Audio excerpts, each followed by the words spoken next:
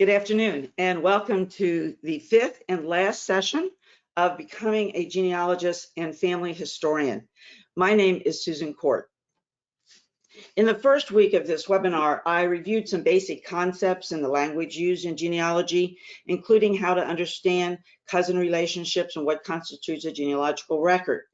In the second week, I explored the initial and ultimate challenges of budding genealogists faces, record keeping with paper forms, types of records for in-person and online research, and location of such records for in-person research. In week 3, I went online with a discussion of the major websites for researching in general, by topic, by people, and by state, followed by demonstrations of how to use Ancestry.com and FamilySearch.org. Last week, I stayed online and discussed the use of software programs synced with online databases and the use of DNA for genealogical research. Today, I will discuss how to chronicle your family's heritage and become your family's historian. First, I must mention that the views stated here are mine and do not necessarily reflect the views of the Kentucky Genealogical Society. Likewise, neither the Society nor I endorse any service, product, or publication discussed in this presentation. So 3 topics. I'm going to go over the initial steps of chronicling your family heritage, media choices that you will have, and then lessons that I've learned in writing 12 family histories and stories, mostly my family, but some other families too, as well as 15 articles for journals and magazines. First, I really would like to show you this picture. This is a picture of Queen Victoria and her grandchildren in the First World War. When the war broke out, Queen Victoria and grandchildren served or had married the kings or emperors of the UK, Germany, Norway, Romania, Russia, Greece, Sweden, and Spain. Now, that is truly a family story. So let me talk now about the initial steps that you need to take in chronicling your family's heritage and becoming their historian. This is the third time I've stated this, and I warned you earlier that I was going to tell you this 3 times. Do not try doing it all. Pick one person, one event, one branch, or one branch with a focus on one person. I mentioned earlier that my initial objective in becoming a genealogist was to write the magnum opus of my mother and father, both sides of their families, going as far back as I could, as far sideways as I could, as far forward as I could. Well, you know, that just about drove me crazy. So I finally decided to break my research. My family research is into 4 parts, represented by my 4 sets of great-grandparents, the Schlossers, the Hiles, the Courts, and the Vollmers. So here's my point. Keep it simple. Second, you want to decide who your audience is for the work product that you eventually decide upon. Of course, it's going to be your family, right? But there's family and then there's family. To give you an example, I wrote a story of Dismas Rice.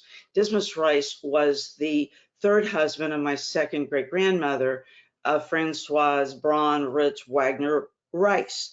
And I wrote it for my cousins because even though I'm a descendant of Frances, that's what they called her in the United States, first husband, Mark Ritz, the Rice descendants of my 2nd great-grandmother were my cousins too.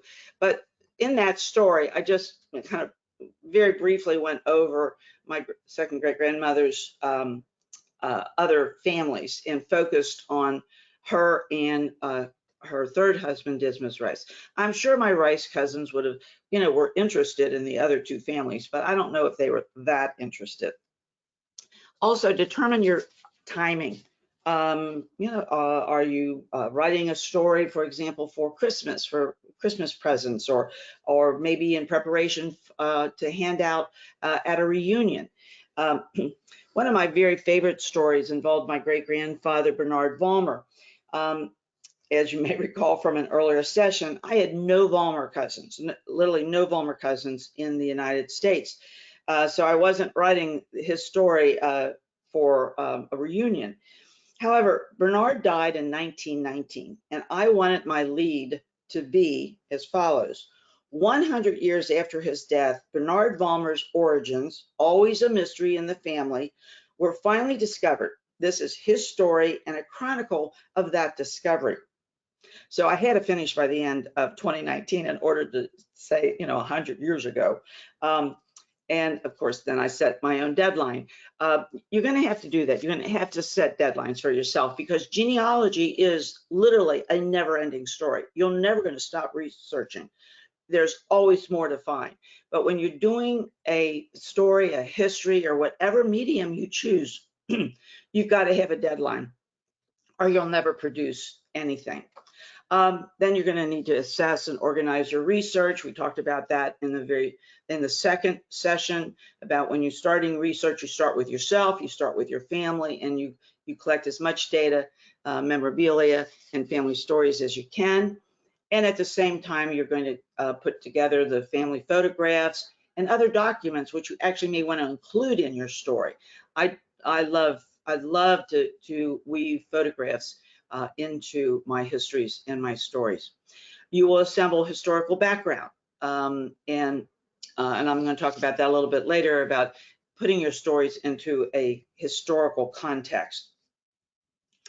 You need to outline the story, or outline whatever product that you ultimately want to produce. I mean, this is no different from outlining a term paper in college.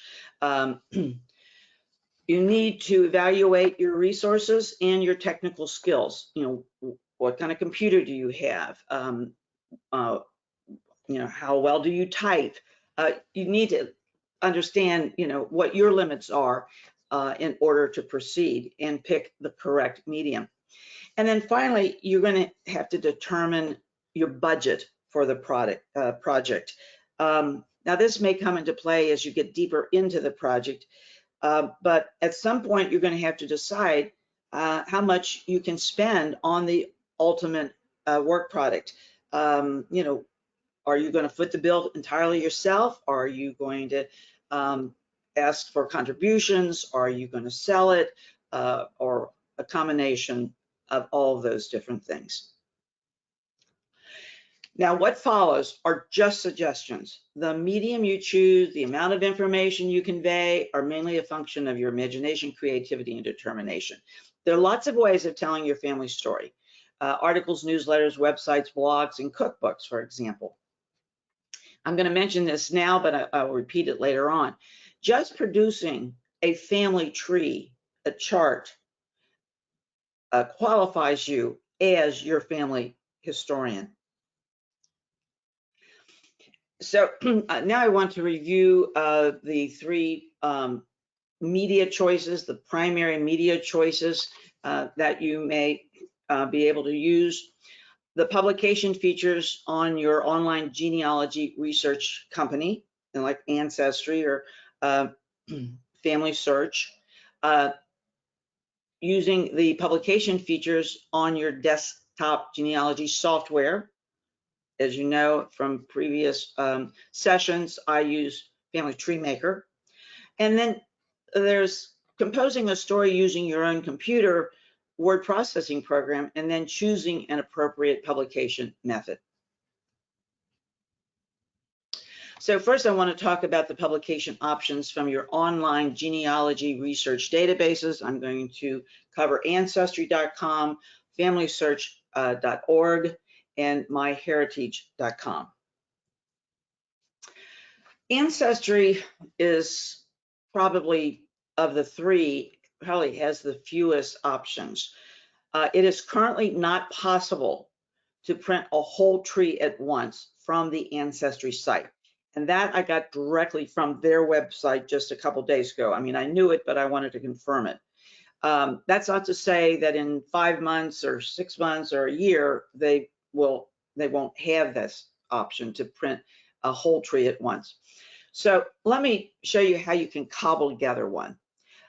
So when you sign on to Ancestry, you hit trees up there in the the horizontal toolbar.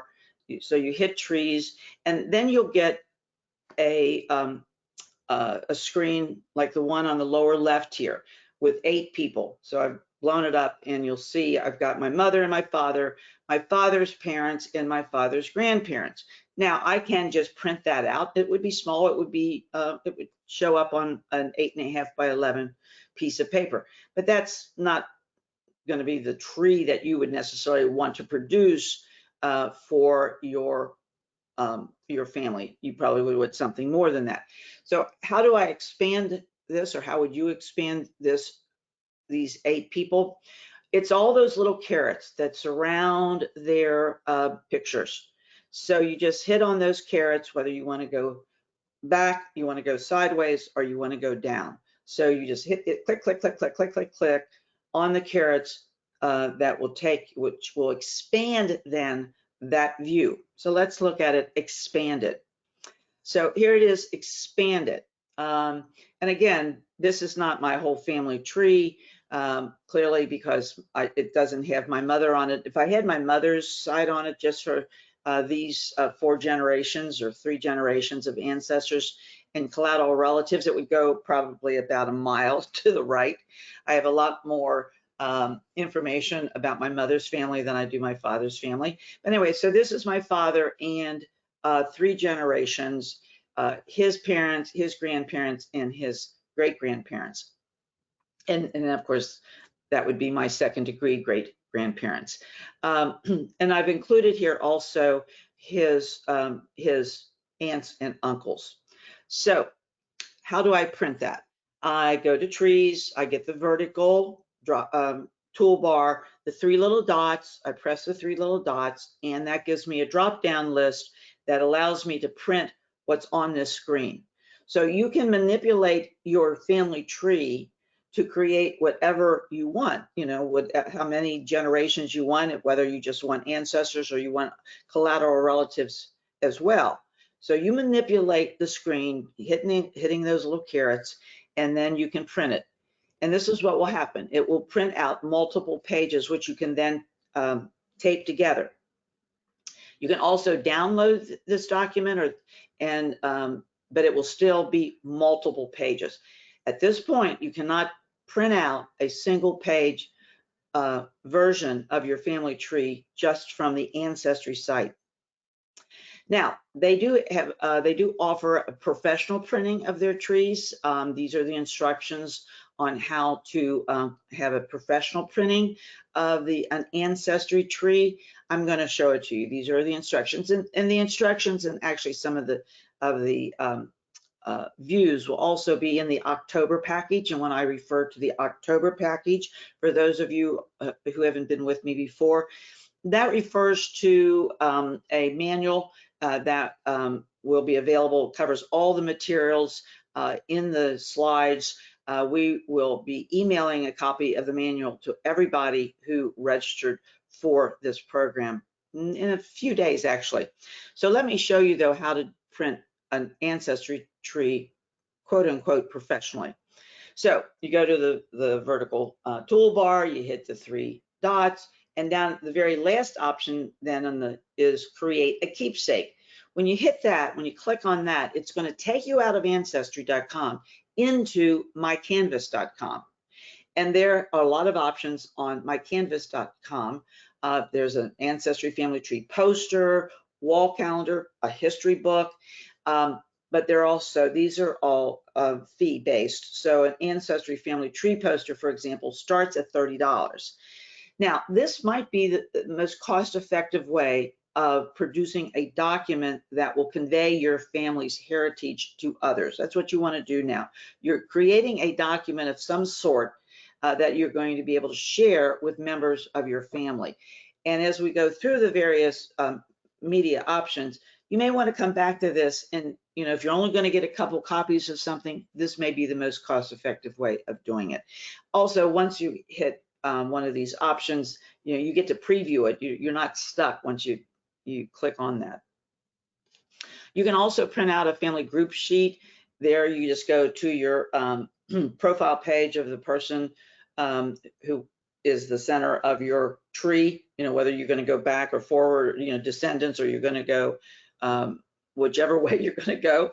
And under tools, which is right below your picture, you hit print, and then it allows you to print a page like this. And also you can leave Ancestry and go to My Canvas again.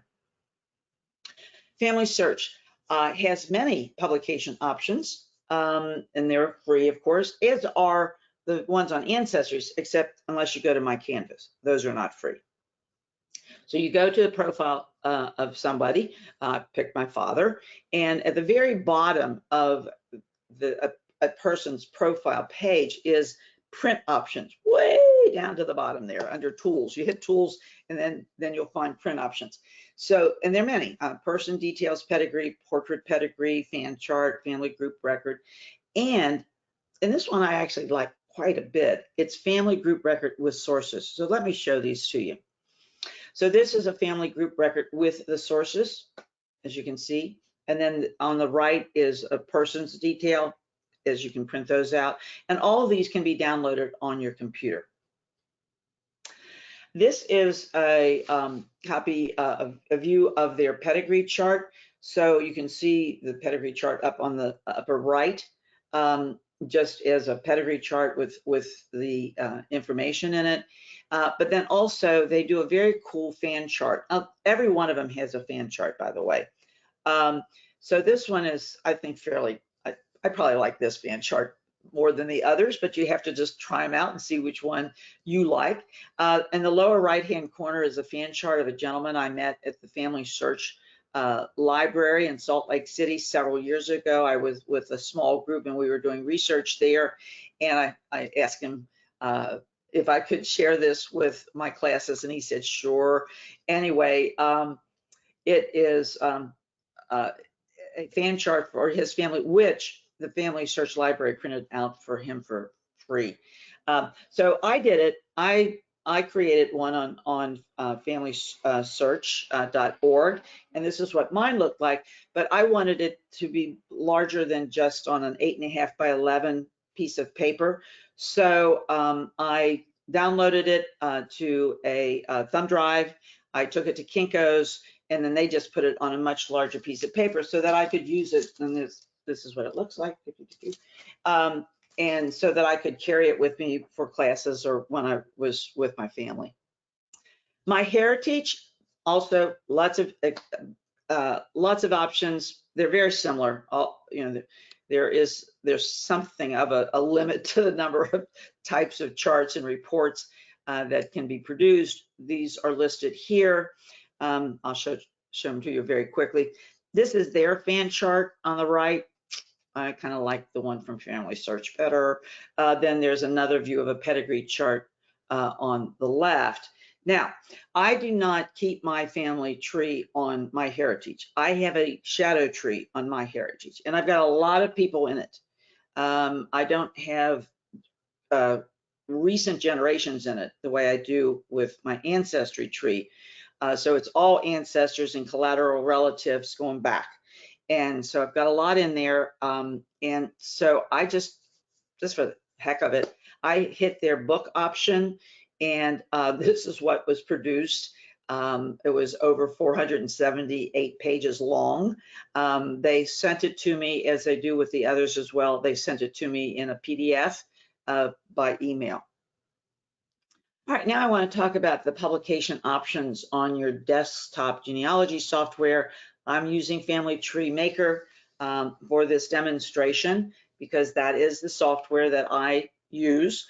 Recall that you buy a software program that you download on your computer, you subscribe to a genealogical database like Ancestry or MyHeritage or Find My Past, and you have an account with FamilySearch.org. So the software is a one-time purchase, and so you don't use lots of different softwares the way you research on various different websites. So this is what is available on Family Tree Maker. So this is a screen that would come up for This is actually for, well, this is the screen that comes up for Joe Schlosser. I'm just using him as an example here, but that's not that important. But up at the top, there is the publish feature. So you hit publish, and there is a display of all the different charts and reports, including person reports, that can be produced by this software program.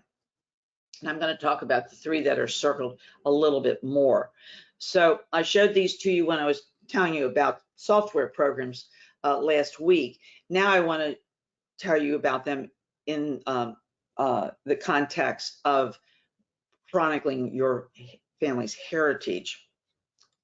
So how do you use these publication options, the ones from the websites and the ones from your software? How do you use those or these publication options to become your family historian? Well, as I said earlier, a tree alone is going to qualify you as a family historian. The charts are the reports which your online service or software program generate can be assembled in a book format, or they can be used to develop an outline for a narrative.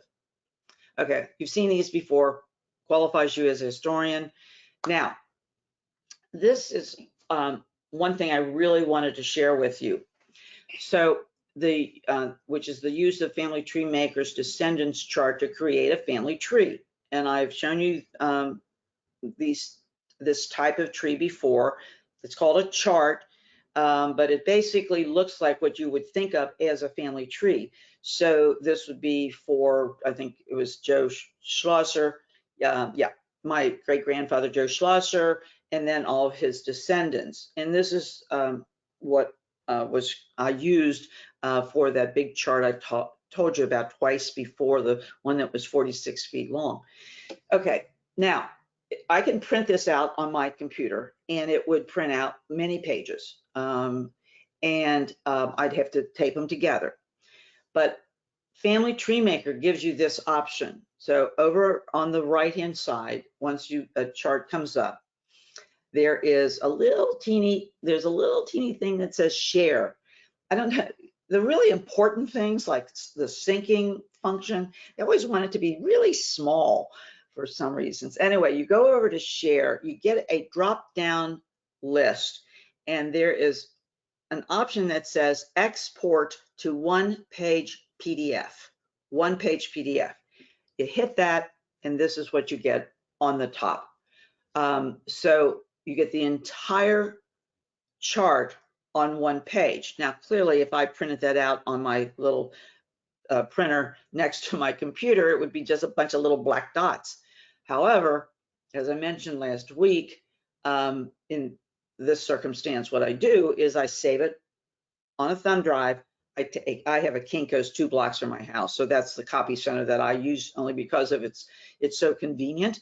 So I take a chart like this to Kinko's, and they print it out on a plotter, which is used for blueprints. Anyway, it would print this out very easily, and then I wouldn't have to tape it together, and it looks much nicer, and it just works better. And this is only a couple generations. For the big chart, the big tree that I used for the family reunion that was 46 feet long, I had lots of generations in there. Actually ended up having over 470 people in it. I've also used the Family Tree Maker's Descendants Report to create a printable narrative. So this is one that I created for a friend of mine, Jerry Coyne. His ancestor was Thomas Coyne. He emigrated from County Galway in Ireland. And my friend, his wife, another couple, and my husband and I were all going there to County Galway in September of 2018. So I had a deadline of writing this. And what I did is I just used the Family Tree Maker's notes feature. And as you may recall, the notes feature on Family Tree Maker works just like a little word processor. It's not quite as sophisticated as Word or WordPerfect, but it works just fine. And so I was able to build this story up, focusing on my friend's ancestors. But in the process, I also had collected a lot of information about his collateral relatives, you know, his great-grand uncles and cousins. And so I was able to include all of that research, and it just turned into a very neat package. But again, the narrative, the part that I focused on to create a story, were for his actually 4 ancestors: his father, his grandfather, his great-grandfather, and his second-degree great-grandfather. I've also used the ancestor report to develop an outline for my stories. For example, for the story I wrote about my great-grandfather, Charles Court, and his wife, Mary Ann Murray Court. Probably my favorite way of chronicling my family's heritage is composing a story using my own word processing program and then choosing an appropriate publication method. So in that regard, there's do-it-yourself, and then there's third-party vendors, and I'm going to talk about each one of these. Again, the option you choose are going to depend on how many copies you need, whether you intend to sell the book for profit or give copies as gifts or make copies available for purchase, or a combination. So again, the option you choose is going to depend on your budget. So do it yourself. A very simple way: print and staple. You can get maybe heavier stock for the cover, back cover and front cover. Maybe, you know, get colored stock for that. Print it, staple it, make as many copies as you need. You can print and enclose the pages in plastic covers and then put in a binder. I'm going to show you that. And then you can also use a copy center to print and bind. And the 3 most popular ways of binding are saddle stitching, spiral or coil binding, and perfect binding.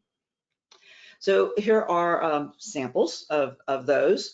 On the top right are the plastic covers.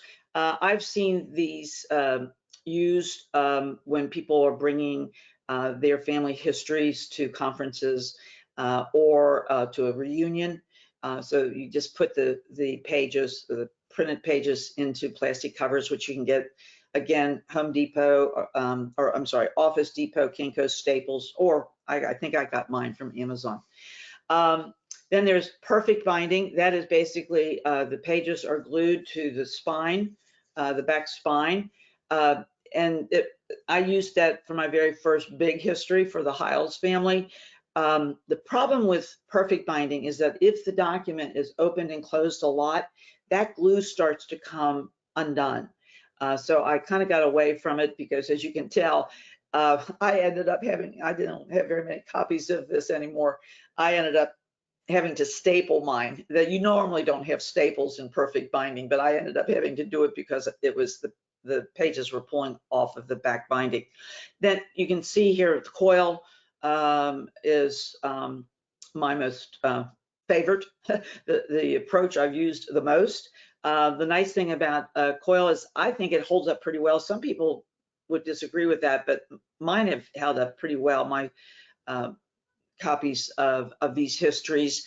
And of course, the coil can be adjusted to the size of your document. So you can see I've got small, medium, and large documents here, all coiled. And then there's saddle stitching, which is very nice. It turns out looking like what a magazine would be. And so I have found of these options, saddle stitching is probably the most expensive. But printing, I have found anyway, that after the pandemic has gotten a lot more expensive than it was before the pandemic.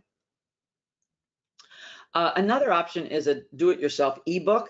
You just convert your computer-created document to a PDF format and then email copies to your family members. You may have to tweak it a little bit. You have to make sure that the page breaks are correct, but that's very easy to do.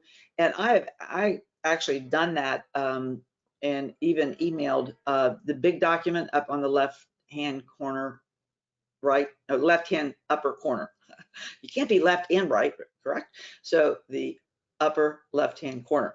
That was 250 pages long, and I've PDF'd that and sent it by email. Then there are third-party vendors, and among the most popular ways of doing a family story is photo books. So you can have a narrated photo book, and there are many photo book services. I've listed 5 here. Again, I don't claim that I'm giving you anything close to an exhaustive list. Usually it's, I try to be as comprehensive as I can, but at least illustrative. And so in addition to that, recall that Ancestry will direct you to My Canvas, which also has a photo book option. So if you're going to go that route, you might want to check out My Canvas, but then also check out these options as well, because you want to kind of you do some shopping and make sure that you're getting the best price. The 5 essential elements for a photo book: photos, of course, genealogical data, stories, documents, maps. This really is where you just want to be creative, use your imagination, and they are really wonderful keepsakes. Make great Christmas presents. There are also third-party vendors, publishers. There's Publish on Demand. Those are self-publishing sites that let you create a book on your computer and upload it as a PDF file for printing. Examples on the right. Publishers for hire: print the manuscript which you supply and then print the number of copies you order, and then may assist with editing and graphics. Examples on the right. And then there are the official ebooks, not my do-it-yourself ebooks. And I think those are fairly self-explanatory. They show up or turn out to be a lot like what you get on your just your readers. So, and there are examples here on the right. Now I'm going to talk a little bit more about the pods, the Publish on Demand. This is an example from a friend of mine who wrote. She's now written 2 of her family stories, and the first one was the Baker story, and it was went up for sale in January 2021, and it's been purchased by 79 people, her cousins. I think she bought a few too to give out to cousins who helped her a lot in writing the story and collecting the photograph. It's a wonderful book. She did a really good job on this book. And but I talked to her last week to make sure it was okay if I talked about her project, and she said sure. And then she mentioned to me that about 6 months ago, Amazon had dropped the original price of $18.80 to $5.10. The second family history she published, which was more recent, it was only about 40 or so pages, started out at $8 and is now listed at $5.82. So you get a part of it, Amazon gets a part of it, of the purchase price. Now, I know I'm being shameful about this, but I'm going to mention anyway. Here's 2 examples of Publish on Demand books. These were published by the Kentucky Genealogical Society, well, published by Amazon, and there are books. Kentucky and Its Kin, an in-depth guide to genealogical resources, and Essential Guide to Kentucky Family Research. All the proceeds from the sale of these 2 books go to the Society's grant program. As I mentioned, I think in the very first session, our grant program started in 2019, and to date we have awarded 11 money grants to public libraries and local societies in Kentucky for the digitization of genealogically significant Kentucky records. So all the proceeds from the sale of these 2 books go to that digitization project. Also, if you're a member, it's only $20, you have access to the Society's Learning Library with over 100 videos on a host of topics. If I could jump into my DeLorean time machine, I'd probably consider going the pod route for some of my stories rather than doing it yourself. But when I was started in this, I really didn't know about these options. I was kind of ignorant. But more to the point, I was kind of shy about asking relatives to buy the books. I now realize that my shyness was unwarranted because so many have come forward and said, please, what can we do? How much is it? So, you have to kind of weigh and balance all of these things, your budget, your relationship with your cousins and other members of your family. So now I'd like to share with you some of the lessons I've learned in writing 12 family stories and histories and 15 articles. But I'm going to focus on the lessons I've learned from writing the big four, my big four, which are the Hiles family, the Schlosser family, Court family, and the Vollmer family. And I'm going to cover these three topics: acknowledgments, format, and narrative. Acknowledgments, that is recognizing the people who have helped you, is really important, I think, very appropriate to include. It keeps peace in the family. It underscores authenticity and credibility of their material. I always weigh in when I balance whether I should put a few in or many, I put everybody in. Now that requires keeping very meticulous records of who has helped you. But if somebody just gives me her children's birth dates, I consider that a contribution, and that person goes into my acknowledgments. If somebody has contributed more than just a few facts or reviewed a document I've sent him, like sharing a story which he or she has written about their branches of the family, then I kind of do a special shout out for them. Format: overall structure, layout options, footnotes versus endnotes. So let me talk about those. These are three approaches which you can use to structure a document which you are composing yourself, writing yourself. I've used the hourglass approach in 3 of my 4 primary family stories. Basically, I pick a person or persons, like great-grandparents. In each instance, the focus was great-grandparents. And then I go back, I do their history, and I do their 2 generations of descendants. But I usually start with the ancestors. Then the middle part of the document is the couple themselves and everything I can. And that really covers the bulk of the stories, is about the great-grandparents, and then 2 generations following the great-grandparents. So that would be their children and their grandchildren.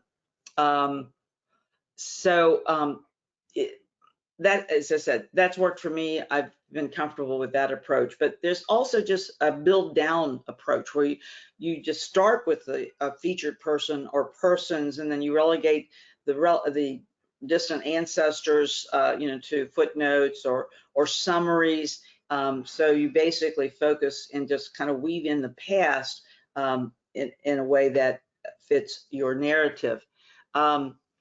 Then you can arrange the structure or pick a structure to fit the facts. For Bernard Vollmer, which was the 4th story, I simply started with the very little I knew of him and his family from family stories and U.S. records. I mean, I had almost nothing. But I did have 8 letters that were in my grandmother's effects, which we received after she passed away. They were all in German, and had them translated. And from those letters, I was able to extract enough clues, and then I ended up being able to, from those clues, I went to the Family Search Library, and with the help of genealogist out there, I was able to research Bernard's heritage at the library. And it was a history and kind of a genealogy mystery story. I had more fun writing this story than any story I've ever written. For format: overall structure, layout options, that would include columns, alignment, font, and footnotes versus endnotes. So overall structure, oops, let's go. I went the wrong direction, sorry about that. One thing I'm sorry, I overlooked this, and let me, I jumped too far ahead. I generally keep my narrative to subsequent generations to the deceased. I don't write about the living. It's a very tricky thing to write about the living, especially if the document is going beyond the immediate family. You run the risk of offending someone if you don't say it right, or if you say too much about one cousin versus another cousin. I have used a list of surnames for subsequent generations, the generations of the living, and that has worked out very nicely. All right, so all right, now I'm back where I belong. Layout options, columns, alignment, font. When I first started writing the stories, and the Heil story was the first big one that I wrote, I used one column justified Calibri font. It looks pretty nice. It looked kind of nice. I eventually went to 2 columns, left justified Times New Roman. Now, why did I switch from one to the other? Actually, it was at the recommendation of the editor of the Bluegrass Roots, which was the publication of the Kentucky Genealogical Society around the time that I joined, and this was pre-pandemic. And this lady, a very nice lady, just suggested this layout because she said the font was one we were more accustomed to. There's more white on the pages, so it doesn't look as cluttered. And the 2 columns, she said, is also something that was a more familiar format. So this is what she recommended, and I like it, and that's what I've been using more recently. And also, for reasons I cannot explain, because I do not know what happens behind the curtain with the Wizard of Oz, I am not a techie, I can manipulate and deal with the placement of the photographs and other documents in this, using this layout. Now, regarding the use of bold and underline, consider this is, I bold blood relatives the first time they show up in my stories, and I underline spouses. I use that consistently, but I only do it once. The first time they show up, blood relative, bold, spouse, underline. You don't want to overuse bolding and underlining. You know, I know it's like, oh, I just want to make a point and you want to bold something. It really, really clutters the text. So you want to kind of avoid overusing bolding and underlining.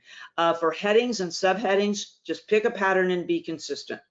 You know, if you use Roman numerals, make sure if you've got a Roman numeral 1, there's a Roman numeral 2. You never want a dangling heading. You just pick a pattern, be consistent. Footnotes versus endnotes. Of course, we need one or the other because we want to include citations to the records which we are using to tell our story. Sometimes if you're submitting, let's say you're using a pod or publisher for hire, or if you're submitting something to a magazine or a journal, they're going to tell you what they want, that they want nothing but endnotes or they want nothing but footnotes. If the material that you normally would note is short, you can use footnotes. If it's long footnotes break up the text and can really distract from your narrative. So then you would want to put anything long in an endnote. But then endnotes are rarely read. So here's my compromise. This is what I do now. I use both. I use endnotes for citations and footnotes for tidbits of historical or other parenthetical information. And sometimes if I have a parenthetical, just a little something I want to share with the reader, but it's just like a 1 sentence, I'll stick it in the text and I'll italicize it and put it in parentheses. About the narrative, overall narrative, these are the 5 things that are important: putting the story in historical context, balancing family lore and documented evidence, weaving memories into the story, inserting overviews and summaries periodically, and sprinkling photographs into the story.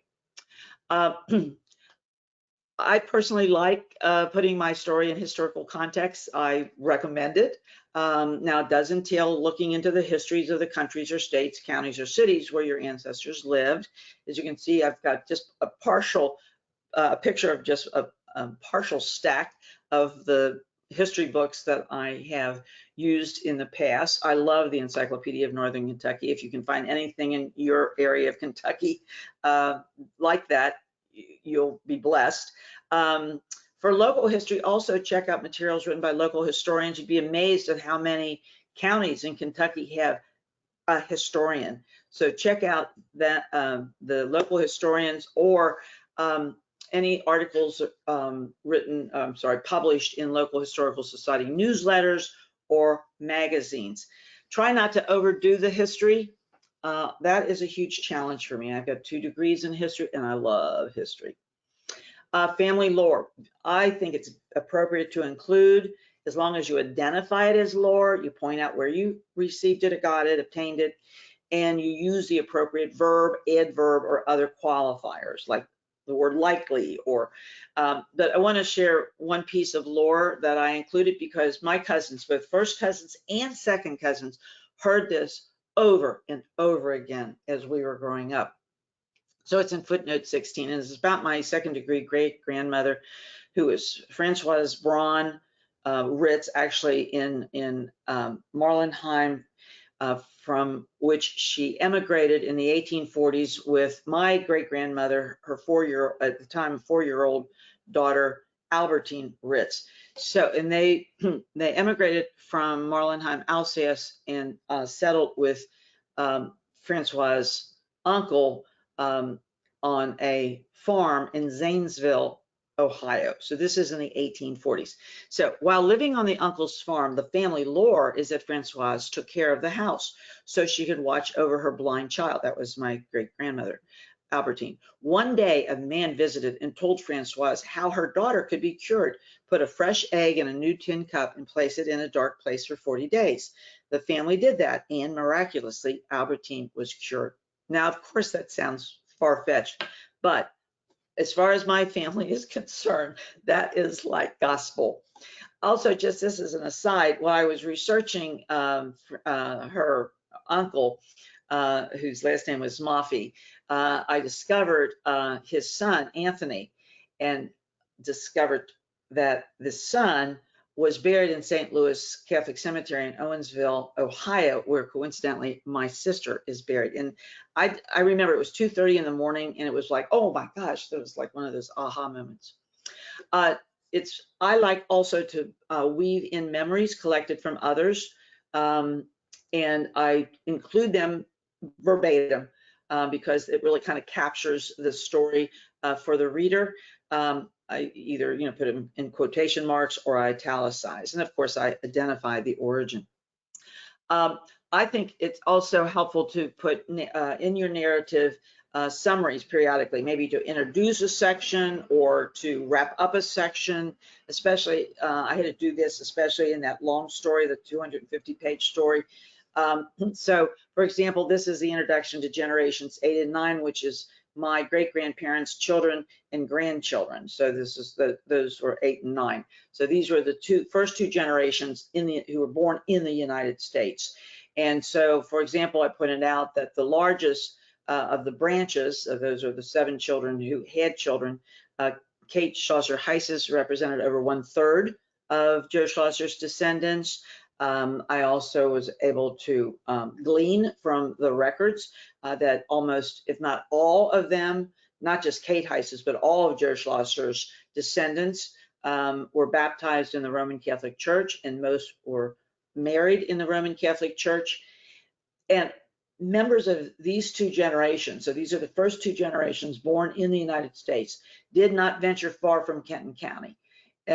Only 7 out of Joe Schlosser's 49 children and grandchildren left Northern Kentucky. I also note some of their physical characteristics. Almost all of them had brown or even dark brown hair, verging on black, and most had brown eyes. I'm one of the few exceptions. Okay. You want to include photographs. Love old photographs, of course, but you also can include new photographs. So when I was in Mautern, France, I was doing some research. One of my very first overseas research trips, did research in the archives in Strasbourg, France, and then went to the little town where Joe Schlosser was born. I took the photograph there. Such a cool little village, completely unaffected by the 2 world wars. Houses still standing that were there when he lived there. Then I took a photograph of 813 Montague Road. A good friend of mine lives up the hill in Park Hills on Montague. And I was staying with him and his wife one time, and I asked him if he would just drive down Montague and let me jump out and take a photograph of Kate Heiss's house, Kate Schlosser Heiss's house. And he said, sure. And so he drove down and carefully pulled over. I jumped out. I asked the lady on the porch, is it okay if I take a photograph? She said, sure. And I took a photograph. Now, fast forwarding, today, I could just go to Google Maps. And I use Google Maps now a lot. You can find old houses, old buildings that are relevant, important in your family's heritage, and you can find pictures of them. Not always. A lot have been torn down. A lot have been, a gas station may be there. But now and then you'll get lucky. And I've gotten lucky many times getting photographs from Google Maps. And then it's Old Heidel Hall, close to 19th Street, up on the top right. I'm going to include this in the October package. This is a list of websites of historical photographs. I just came across this recently in Family Tree magazine, and I was struck by it because the Cincinnati Digital Library has a lot of Northern Kentucky photographs. So you might find something in these websites that would you could use for historical context.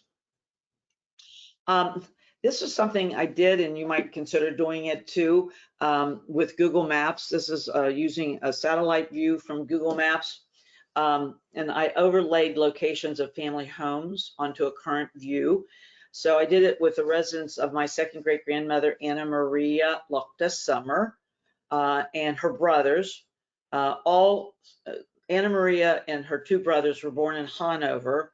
She came to the United States in the late 1840s through the port of Baltimore and ended up, and I still don't know how, ended up in Covington, Kentucky, where she met her husband, who was from Oldenburg. He wasn't from Hanover, he was from Oldenburg, and met him, John Summer, and they were married in Covington. But her brothers followed her, and so all 3 of them were born in Hanover. So I used Anna Marie and John Summers and Anna Marie's brothers' residences and the residence of her daughter, Mary Gertrude Summer Hiles, who was my great-grandmother, juxtaposed with large Roman Catholic churches, which they attended in the second half of the 19th century. And I had lots and lots of evidence because all their children were baptized either in Mutugotos as Mother of God's or St. Aloysius or St. Patrick's. And the objective I had for this article was to demonstrate how Old Covington, and this is Old Covington, this is the original Covington, was densely populated with Roman Catholic Germans. So what was the ultimate endings for the Heil, Schlosser, Court, and Vollmer stories? Well, August 2013, there's a picture of the Hiles family reunion. Over 100 people attended that. That was held in Edgewood, Kentucky.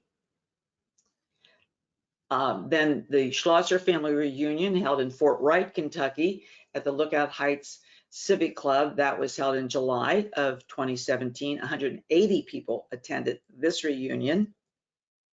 A little mini court reunion in Westchester, Ohio. This is at the home of my one of my nephews in July of last year. We were going to have a larger one, but then the pandemic came, and so it ended up just being my nieces and nephews and my grandnieces and nephews and my great-grandnieces and nephews. So I have 18 nieces and nephews. I have 26 grandnieces and nephews and 16 great-grandnieces and nephews and at least one on the way. And then for the Vollmers, there's going to be a get-together in May of next year in Baden-Württemberg, Germany. Bernard Vollmer was born in Rottenburg am Neckar in 1829. He's the one that died in 1919 that I had to, use 2019 as my deadline. So he was born in Rottenburg am Neckar. 20 of my Vollmer cousins, whom I have located through my genealogical research into Bernard, they live in Hochtorf, Germany, which is very close to Stuttgart, where my husband and I are going to be staying for a couple weeks. But I'm also going to be getting together with some Schlosser cousins who live in Glassweiler, Germany, and also Schlosser cousins in Mautern, France, where my great-grandfather Joe Schlosser was born. Now, recall what I said in the very first session. One of the benefits of becoming a genealogist and family historian is the added enjoyment you experience when you travel. So this concludes the fifth and last session of becoming a genealogist and family historian. A recorded video of this session will be available tomorrow, Saturday, on the Society's channel on YouTube. The first 4 sessions are already there. If you like what you see, we would appreciate you leaving a like or a comment. A PDF version of the manual, what I've been calling the October package, accompanying these videos will soon be emailed to all the registrants.